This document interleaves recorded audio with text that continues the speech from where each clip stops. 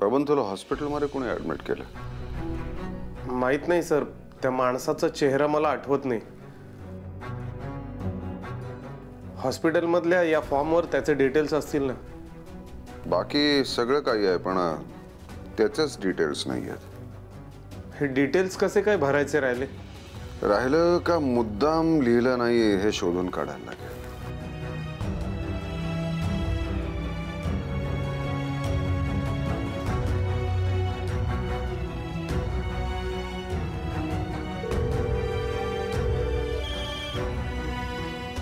हा बोल विकास.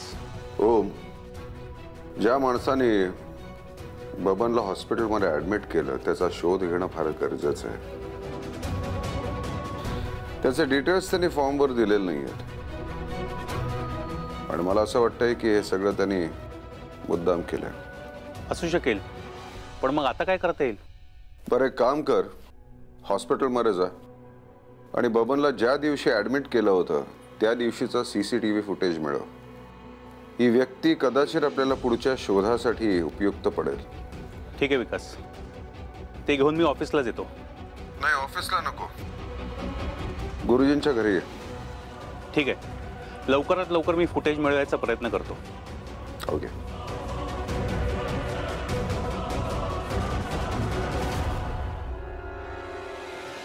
कोण असू शकतं ज्याने बबनला ऍडमिट केलं पण स्वतःची ओळख लपवली?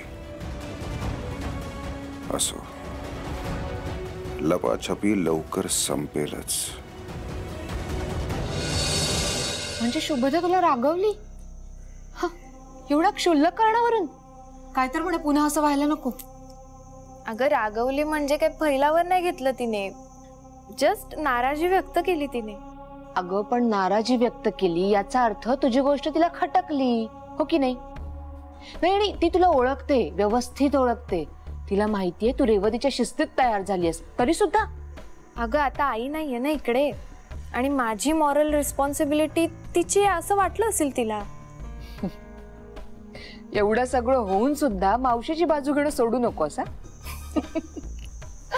बरं ते जाऊ दे. काय नाव त्याचं? सौमित्र. सौमित्र बद्दल सांग मला, कसा आहे तो? वेल एक मिनिट. फक्त मित्र आहे तो, खूप छान आहे, कूल आहे, याव आहे, ट्याव आहे, हे सगळं नको सांगू सा. मला एक्झॅक्टली तो कसा आहे ते नीट सांग.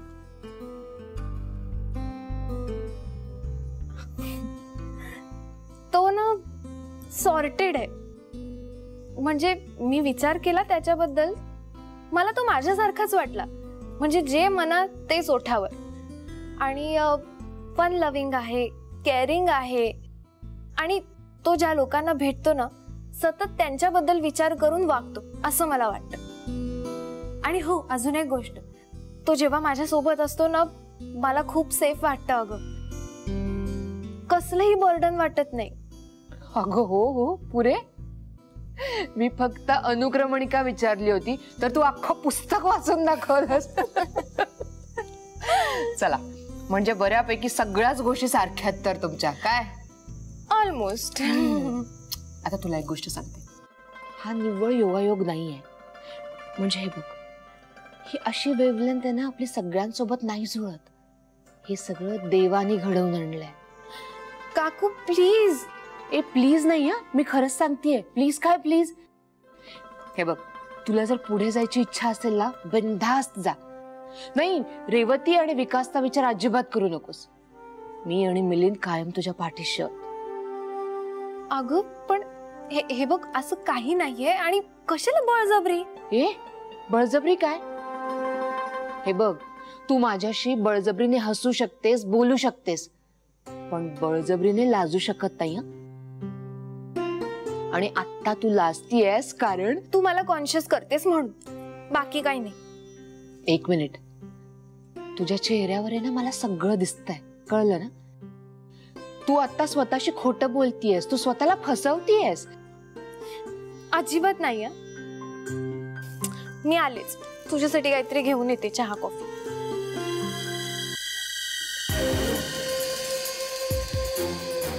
नाही नाही म्हणता म्हणता कधी हो म्हणायला लागशील. कधी प्रेमात पडशील आणि कधी माझ्या जाळ्यात अडकशील ना, हे तुझं तुला सुद्धा समजणार नाही श्वेता.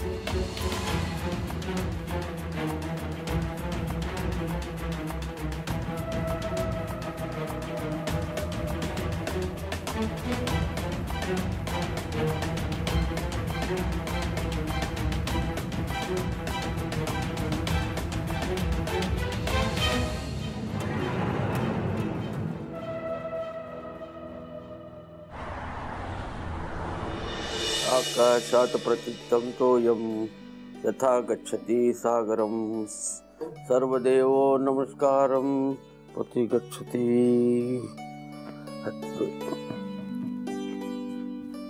अरे केलं असतं म्या, तू कशाला त्रास करून घेतो? झोपेपर्यंत राबत असतो नुसता.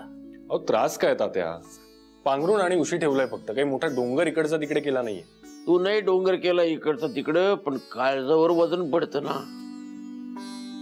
कसं आहे, मलाच माझं काम करायची सवय आहे. हो काही होत नाही, आता तुम्हाला गरज आहे म्हणून करतोय ना मी सगळं. बरं ते जाऊ दे, हे घ्या तुम्ही गोळ्या घ्या, चला घ्या पटकन. एवढ्या गोळ्या बघूनच एखादा माणूस बरा होईल, नाही तर एखाद्या ठणठणीस माणूस आजारी पडेल. काय समजा घ्यायलाच पाहिजे, काय कमी नाही होणार. अहो तात्या, तो काही भाज्यांचा भाव आहे का कमी जास्त व्हायला? काही कमी नाही होणार आहे, घ्या गोळ्या लवकर. जे घ्यावाच लागणार तर. हो घ्याव्याच लागणार आहेत. आलेल्या संकटांना आपण हसत सामोरं जायचं असतं, असा कोणीतरी उपदेश करत होता कार्यक्रमात. अरे तुम्हीच म्हणत होतात तात्या, मग आता? अरे वा, आमच्या विहिरीतलं पाणी आम्हालाच पाजतोय. काय घेतो मग आता, नाही तर माझीच वाक्य मला ऐकावी लागतील. घ्या पटकन. हा आता कसं, आता मस्त आराम करा, चादर घेऊन गुडूप एकदम. हा त्या लहान बाळाला जीव घालून दडपतात तसं. तर ही सगळी वेळ ना तुम्हीच आणली आहे. बरं नसताना कार्यक्रमाला नसता उभं राहिलं तर ही वेळच आली नसती ना. मला वाटतंय तुम्ही आता खरंच आराम करा तात्या. कार्यक्रमाचं काय ते मी बघतो. अरे मी बरा आहे आता. कसं आहे, काही दिवस सलग कार्यक्रम केला म्हणून थोडासा जरा थकवा आलाय बस. आता बघ कसा एकदम ठणठणीत आहे. हो ते कळेल उद्या आपल्याला. डॉक्टरांकडे गेलो ना की ते सांगतील सगळं. उद्या परत कशाला? अरे झालोय मी आता बरा. त्यात काय, बऱ्या माणसाला काय परत डॉक्टरकडे नेतात वाटतं. नाही तुम्ही बरेच आहात, पण आता असं पुन्हा पुन्हा होऊ नये म्हणून काय काय करावं लागेल हे सांगणार एक डॉक्टर. कळलं? ते बघ माझा एक उगा त्यामध्ये येळ जाईल आणि आपला कार्यक्रम पण आहे उद्या पार्ल्याला. अरे हो की नाही, बरोबर. नाही ते माहितीये, पण मला त्याचं काही तुम्ही मला सांगू नका. हा आधी डॉक्टरकडे जायचं, बाकी कार्यक्रमाचं मी बघतो. अरे पण आपण सकाळी बोलूया ना. नाही मी काय म्हणतो. नाही नाही तुम्ही काहीच म्हणायचं नाहीये. आता जे काही म्हणायचं ते डॉक्टरांना म्हणू द्या, ठीक आहे? अरे पण ऐकून तर घे माझं. आधी डॉक्टरांकडे जाऊया, मग मी ठरवेन तुमचं ऐकायचं की नाही ऐकायचं. आता झोपा चला पटकन. हा ह्याला म्हणतात दडपणं. छे, ह्याला नाही म्हणत दडपणं, हे ह्याला म्हणतात दडपणं. झोपा शांतता ते.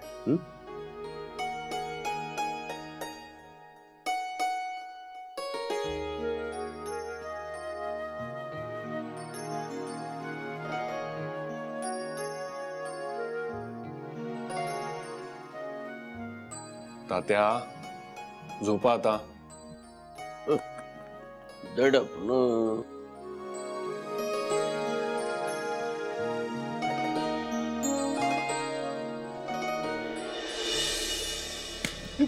काय अरे कवा याच्यात ती हा इथं वाट बघून बघून डोळ्याचे टोमॅटो झाले ना.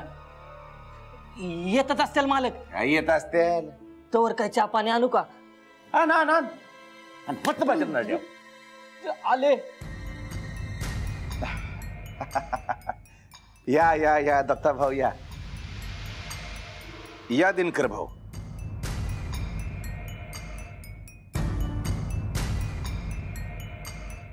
बसा. कशासाठी बोलवलं ते सांगा अदुगर. अरे दिन्या बसून बोलूया. नाही काय म्हणतात ते तरी कळेल. बसा.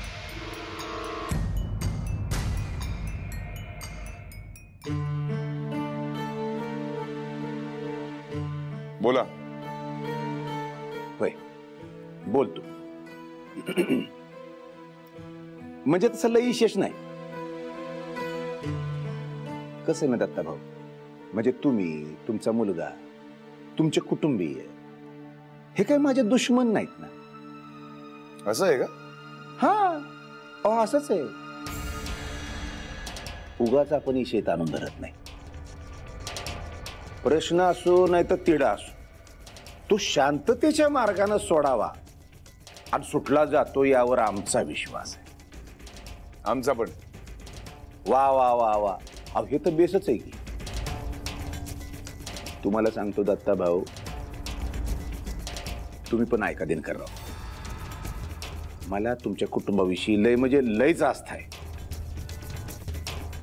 मला वाटतं तुमच्या छोट्या घराचं मोठं घर व्हावं, घरात सगळी सुबत्ता यावी, वहिनी, सुनबाई, छोटी चिमणी सगळ्यांना कसं अगदी समाधान मिळावं, सुखाचे दिवस यावे. आणि मुद्द्याचं बोला. होय मुद्द्याचंच बोलतो. तर माझं म्हणणं हेच आहे की आपल्यात जो काही वाद आहे तो थोडा वेळ बाजूला ठेवून आपण आपल्या फायद्याचं बघूयात ना. म्हणजे माझ्याकडं एक ऑफर आहे. ऑफर म्हणजे एक प्रस्ताव आहे. कसं आहे बघा दिनकरराव, मावळतीकडं तुमच्या हक्काचे 2 तुकडे आहेत.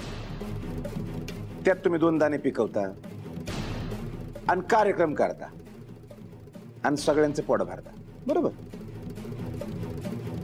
तर माझं म्हणणं असं आहे की किती काळ तुम्ही असं हातावरचं पोट घेऊन जगणार आहात? त्यापेक्षा तुम्ही सांगाल तो आकडा तुमच्या खात्यात जमा करतो उद्या.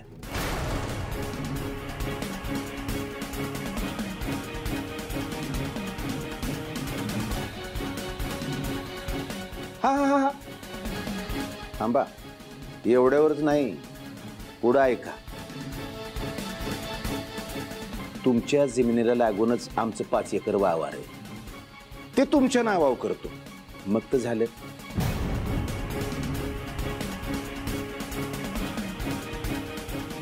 तुमच्या आयुष्याचं कल्याण होईल. आहेत कुठं? छोट्या चिमणीला मस्तपैकी डॉक्टर करा, समजा आलबेल होईल. संपतराव, सौदेबाजी करायला बोलवलं तुम्ही इथं? हा ते बी बरोबर आहे म्हणा. आपण स्वतः जसे असतो ना, अख्खं जग तसंच दिसतं आपल्याला. पण एक गोष्ट ध्यानात ठेवायची संपतराव, दगाबाजी तुमच्या रक्तात असेल, जंगमांच्या रक्तात नाही. लय बोललास दिनकर. समोर बसायला जागा काय दिली तर पार तू डोक्यात बसायला निघालास. दत्ता, समजू तुझ्या पोराला. माफी करायला सुद्धा मर्यादा असतात, हे सांग त्याला. त्या मुडू नकच म्हणाव. तुमच्या सगळ्या योजना उधळून लावल्या आम्ही, पार परतवून लावल्या. हारलात आणि मग आता आलात ना सौदेबाजी कराया. एक सल्ला देतो संपतराव, कधी काही इकत घ्यायचा विचार आला ना मनात, तर बाजारात जाऊन कांदे बटाटे इकत घ्यायचे. आम्हाला इकत घ्यायची लायकी नाहीये तुमची. समोर बोलतोय, कळतंय का तुला? शांत आलाय स्वतःच्या पायानं. पांडा, शांत, जरा शांत. शांत शांत पांड्या, ही येळ नाही, ही येळ नाही. ए बरं केलंत, यांना थांबवलं ते. उगा माझ्या हातनं आडवे तिडवे झाले असते आज.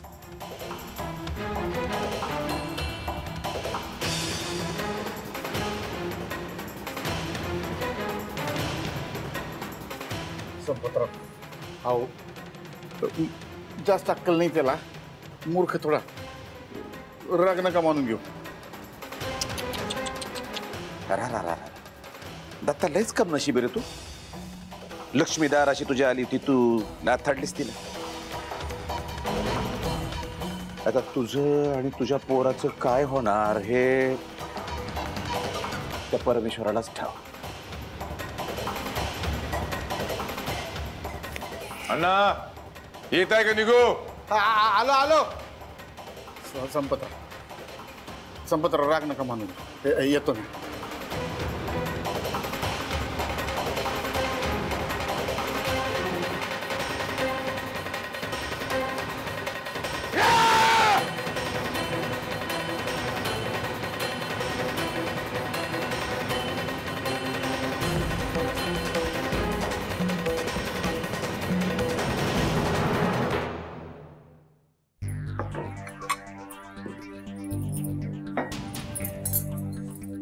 नमस्ते ताई. नमस्ते. काल ना मी मार्केटमध्ये गेले होते, तेव्हा माझ्या डोक्यात एक कल्पना आली. काय हे कविता, किती उशिरा ब्रेकफास्ट लावतेस ग तू? नाही, मी नेहमी ह्याच वेळेला ब्रेकफास्ट लावते. याच वेळेला म्हणजे तुला जमतं त्या वेळेला, तुला शक्य होतं त्यावेळेस, बरोबर ना? अहो नाही ताई, असं काही नाही. आता इतकी वर्ष झाली आहेत, इथे ह्याच वेळी ब्रेकफास्ट करतात सगळे. इतकी वर्ष झाली हे असंच होतं तसंच होतं, मागचं मला काही सांगू नकोस तू. ब्रेकफास्ट लवकर केलास तर कोणी काही म्हणणार नाहीये तुला. ब्रेकफास्ट हा लवकरच करायचा असतो. तुझ्या सोयीने कामं नको आहेत मला. बरं ताई.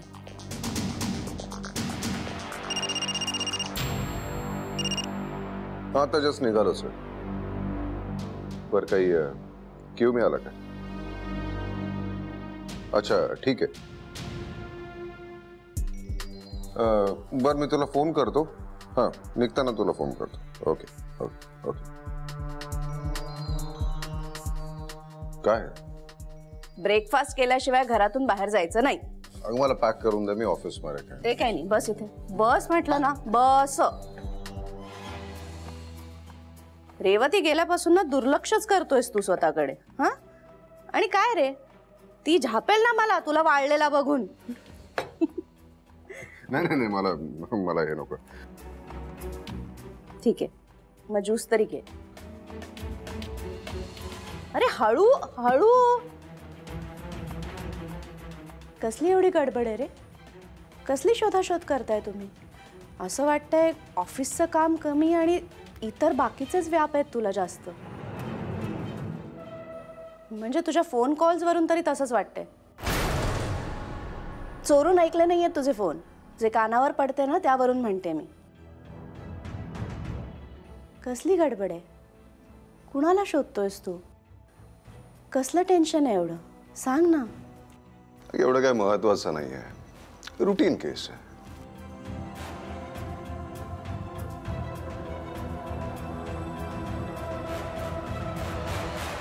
थँक्यू.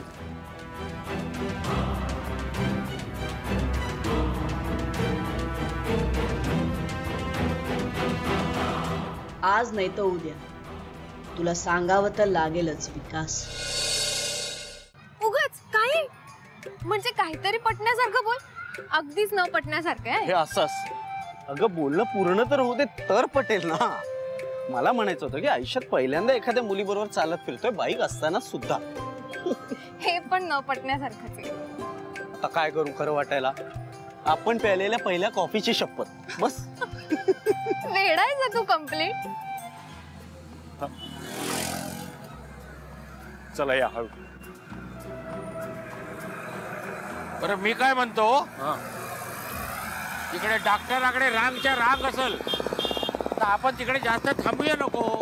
म्हणजे संध्याकाळचा कार्यक्रम जास्त महत्वाचा आहे. त्या आधी डॉक्टरांकडे जाऊया मग ठरवूया ना.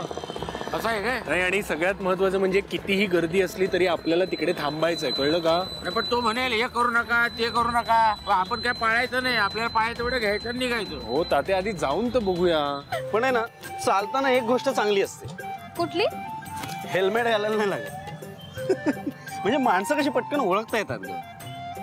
कोणी हात दाखवला, कोण हसलं तर कळतं. बाईकवर तसं नसतं, हेल्मेटवर कळतच नाही. नंबर प्लेटवरनं ओळख पटवायला लागते की समोरचा माणूस कोण होता. एवढं असायला काय झालं? मला ना असंच इमॅजिन झालं, सगळे असे रस्त्यावर हेल्मेट घालून चालतात. हे पण असं झालं तर अजून एक गोष्ट करायला लागेल. कुठली? ओळख पटवण्यासाठी सगळ्यांना नंबर प्लेट लावून फिरायला लागेल मग.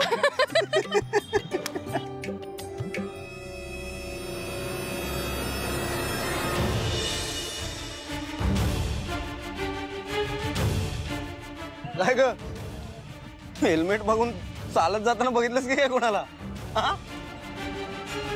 हॅलो, काय झालंय काय? काही नाही, चल.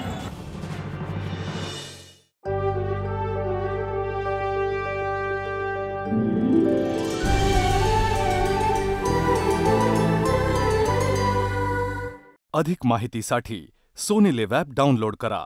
Sony LIV, we live to entertain.